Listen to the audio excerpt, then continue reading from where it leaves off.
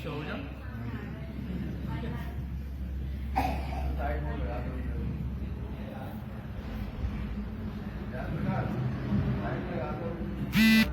रुक जाओ।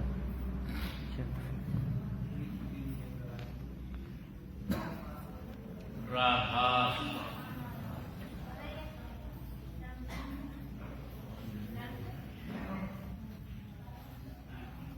प्यारे गाना सुमन,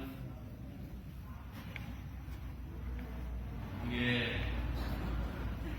एक तो मार्च का सत्संग सतगुरु धाम के परिसर में बहुत वर्षों से होता चला रहा है और ये तीसरी बैठक है। कुछ चले गए, कुछ चले जाने सवेरे, तो हम और ये पत्थर ही रह जाएंगे। कोई बात नहीं,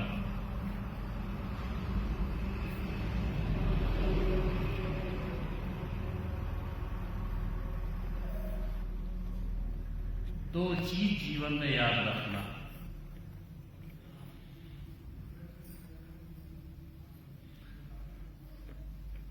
तुमको दुनिया की बहुत नियामतें तुम्हारे संबंधियों ने, परिवारियों ने, माता पिताओं ने, अकूत संपदा, अकूत वस्तुएं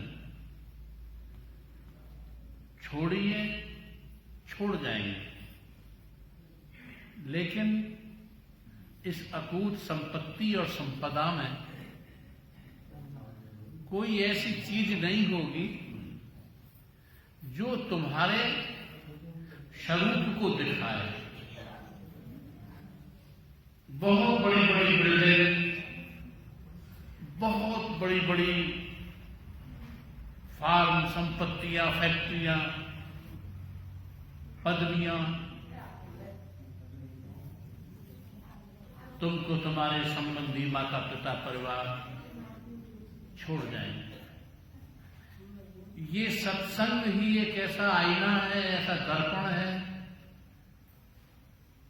यदि तुम इसके सामने खड़े रहते हो तो तुम में जब भी कहीं कोई भी दाग लगेगा, जब भी तुम में कोई मलिनता आएगी, उदासी आएगी, जब भी तुम्हारा आभा मंडल, क्योंकि हर मनुष्य के शरीर का जो फेस होता है ये आभा मंडल कहलाता है, बल्कि जो दूरदृष्टा होते हैं, संत महात्मा जिन्हें कहते हैं, जिनकी दिव्य दृष्टि होती है, उनको तो मनुष्य के चेहरे पर, मनुष्य के चेहरे के आभा मंडल में उसकी मृत्यु तक दिखाई दे जाती है। क्योंकि जब मनुष्य की मृत्यु होने वाली होती है तो उसके शरीर का, उसके चेहरे का आभा मंडल घटना शुरू हो जाता है। तो ये सत्संग एक ऐसा दर्पण है, एक शीशा है, आईना है कि यदि तुम सत्संग के दर्पण को अपने सामने रखते हो, ये तुम्हारी हर पल, हर क्षण, हर स्थिति में, हर समय में तुम्हारा तुमको स्वरूप दिखाता रहेगा। और यदि तुम सत्संग को छोड़कर, तुम्हारी मशीन भाई साहब थोड़ा डिस्टर्ब कर रही है लोगों को, सत्संग छोड़कर सांसारिक उन्मादों में, सांसारिक फसादों में, सांसारिक उत्पादों में, सांसारिक विवादों में तुम फंसे रहते हो, तो ये आईना तुम्हारी उस धूल को नहीं बता पाएगा, गंदगी को नहीं बता पाएगा, मलिनता को नहीं बता पाएगा। इसलिए सतगुरु कहते हैं कि मैंने तुमको सत्संग का दर्पण, सत्संग का आईना तुमको बख्श दिया है, तुम इसे सदा रखना और इसमें ये तुम्हारी कमियों को, जैसे कोई भी शीशा दीवार में लगा हुआ हमारे चेहरे के कालिमा को, लालिमा को या हमारी पीलमा को या हमारे रोग को, हमारी उष्मा को दिखाता रहता है, ऐसे ये तुमको दिखाता रहेगा। सत्संग को अपनी जिंदगी में से मत निकालना। दूसरी बात, मैं एक कहानी पढ़ता था। एक महिला बीमार हुई, उसका पति उस महिला को लेकर डॉक्टर के पास पहुंचा। डॉक्टर से नंबर लिया, पहुंचे तो डॉक्टर ने उस महिला से कहा कि तुम्हारी जांच होनी है, तुम्हारी जांच होनी है। तो वो अपने भीतर उसको केबिन में को जांच के लिए ले गया। जब डॉक्टर उस महिला को जांच के लिए केबिन में ले गया तो महिला ने कहा, डॉक्टर साहब आप जांच करने से पहले अपनी नर्स को बाहर से भीतर बुला लीजिए। महिला ने डॉक्टर से कहा, आप मेरी जांच करने से पहले बाहर जो आपकी नर्स है, आप उस नर्स को अंदर बुला लीजिए। डॉक्टर नाराज हुआ सुनकर, तुम्हें मुझ पर भरोसा नहीं है, ये कैसी बातें करती हो? मेरा पेशा है डॉक्टरी का, तुम्हें मुझ पर भरोसा नहीं है। तो महिला ने कहा, डॉक्टर साहब मुझे आप पर तो पूरा भरोसा है, मगर मुझे अपने पति पर भरोसा नहीं है। अगर मेरा पति और वो नर्स अकेले बाहर रहते हैं, मेरी जांच अधूरी रह जाएगी। मेरा भरोसा उस पर नहीं है, आप उसे बुला लीजिए, नर्स को बुला लीजिए अपनी। इस महिला का अपने पति पर भरोसा नहीं है और पति का अपनी पत्नी पर भरोसा नहीं है। संसार के रिश्तों में पति और पत्नी के रिश्ते बड़े भरोसे पर कायम रहते हैं। तो मैं इस कथानक के माध्यम से आपसे एक निवेदन ये करना चाहता हूं कि आप दुनिया में किसी पर भरोसा मत करना।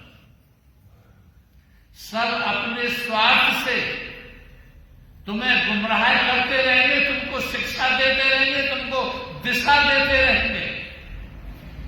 अगर उनके स्वार्थ पूर्ति होती रहेगी तुमसे, तो वो तुम्हें ऐसा ही ज्ञान देते रहेंगे ताकि तुम उनके स्वार्थ की पूर्ति करते रहो। और जिस दिन भी तुम्हारा स्वार्थ उनसे दूर हो जाएगा, तुम उनका स्वार्थ पूरा नहीं कर पाओगे, उनकी व्याख्या बदल जाएगी, उनकी दृष्टि बदल जाएगी, उनका विचार बदल जाएगा, उनका भाव बदल जाएगा, उनका आचरण बदल जाएगा आपके प्रति। भरोसा किसी पर मत करना कि ये मुझे सुरक्षा ले जाएगा, ये मुझे विकास कराएगा, ये मुझे परमात्मा से मिलाप कराएगा, ये मुझे परमात्मा के लोग पहुंचाएगा। नहीं, अगर भरोसा करना है तो केवल एक परमात्मा पर करना। वही तुम्हारा संरक्षण सदा करता आया है और करता रहेगा। उसकी दया से, उसकी मौज से तुम कभी एक पल नहीं रहते। भरोसा करना है केवल परमात्मा पर करना है, और कोई इस दुनिया में भरोसे के लायक नहीं है। एक बात फिर मैं छोटी सी बात कह रहना चाहिए। कंप्यूटर का विकास हुआ। आज कंप्यूटर मैं जानता नहीं हूं, पढ़ रहा था। हम बहुत सी बातों को नहीं जानते हैं, लेकिन जो जानते हैं वो अपने भाषणों में, अपने लेखों में हमें जना देते हैं। मैं कंप्यूटर के बारे में नहीं जानता, लेकिन कंप्यूटर के विद्वान ने ऐसा उसमें कहा कि आज का कंप्यूटर 100 वर्ष पहली बात बता देता है। कोई गणित करे 100 वर्ष पहला पंचांग दिखा देगा, फला दिन 100 वर्ष बाद कौन सा तारीख पड़ेगा, क्या पड़ेगा, हजारों वर्ष पीछे का हिस्ट्री, इतिहास वो आपको बता देगा। एक आदमी कहता नहीं, मैं कंप्यूटर पर विश्वास नहीं करता। आखिर मानवीय कृत है, मानव के द्वारा इसकी संकल्पना है, इसकी रचना है, इसका आविष्कार है। मैं नहीं मानता, और मानता हूं तो बताइए, इससे पूछिए। तो उसने कंप्यूटर चालक से कहा, बताइए मेरे पिता इस वक्त कहां हैं? कंप्यूटर से पूछ बैठा, मेरे पिता इस वक्त कहां हैं?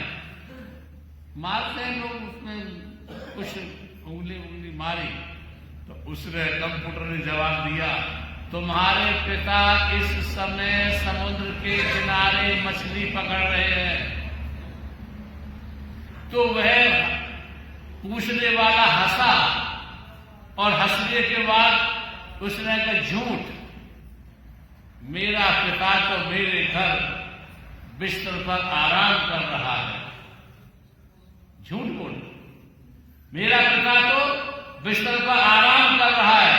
कंप्यूटर उंगली चलाकर फिर कहता है, नहीं, वो तुम्हारा पिता नहीं है, तुम्हारा पिता तो समुद्र के किनारे पर मछली पकड़ रहा है।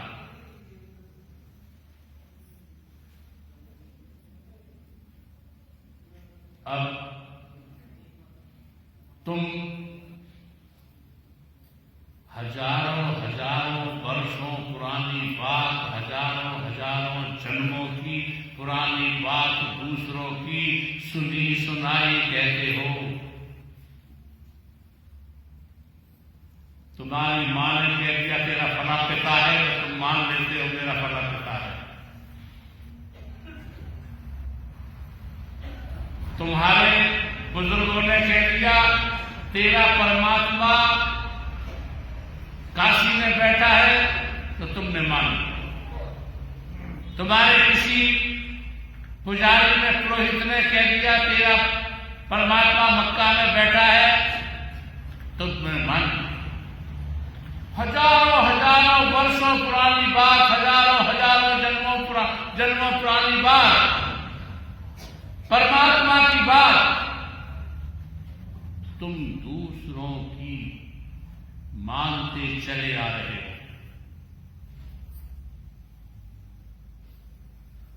और जानते हो दूसरों की बात, कंप्यूटर कह रहा है कि तेरा पिता वो नहीं है, तेरा पिता वो है जो मछली पकड़ रहा है।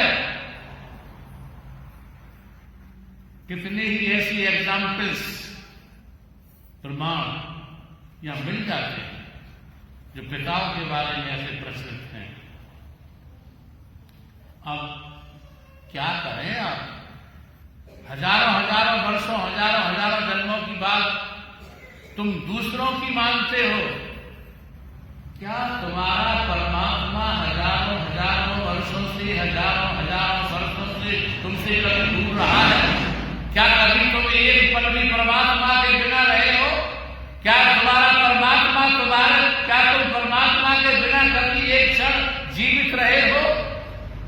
अपने परमात्मा के बारे में किसी दूसरे की बातों पर क्यों जमे बैठे रहते हो? अरे किसी आंख वाले से मिलो, किसी आंख वाले से मिलो और उस आंख वाले के हो जाओ। आंख वाले का हाथ थाम लो, और यदि वो आंख वाला तुम्हारी आंख खोल देता है, तुम्हारा परम सौभाग्य। और यदि तुम्हारी आंख में प्रारब्ध जन्मों की, तुम ब्लाइंड हो, अंधे हो, आंखें नहीं खुलती हैं,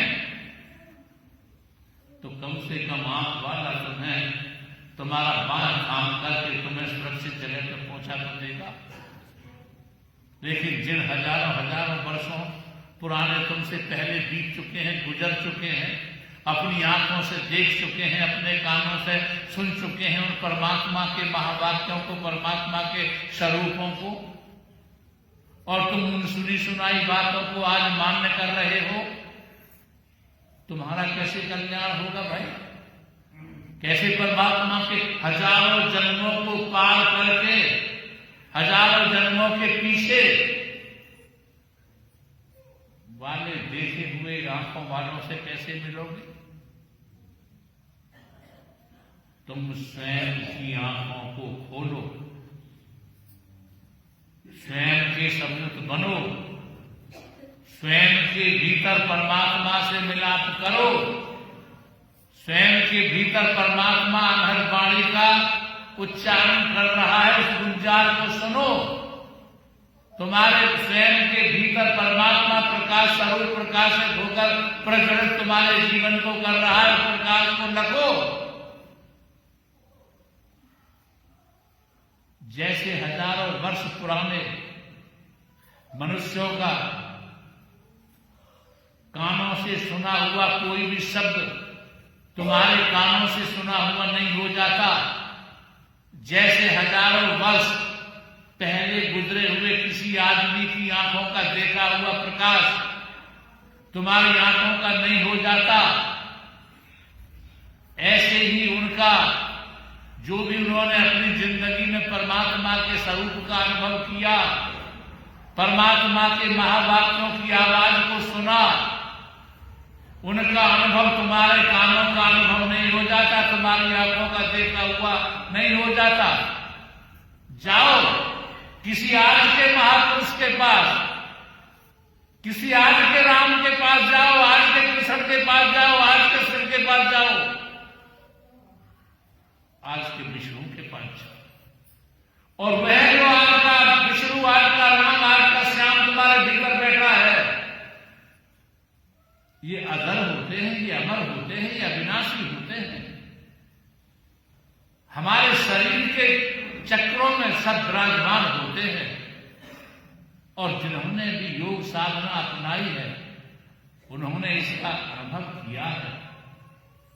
अपने भीतर बैठे हुए परमात्मा का स्वानुभव करो, साक्षात करो, तभी तो वह तुम्हारा परमात्मा होगा, तभी तो वह तुम्हारा राम होगा, तुम्हारा श्याम होगा, तुम्हारा शिव होगा, तभी तो तुम्हारा नानक होगा, तभी तो तुम्हारा कबीर होगा, तभी तो तुम्हारा बुद्ध होगा, तभी तो तुम्हारा महावीर होगा।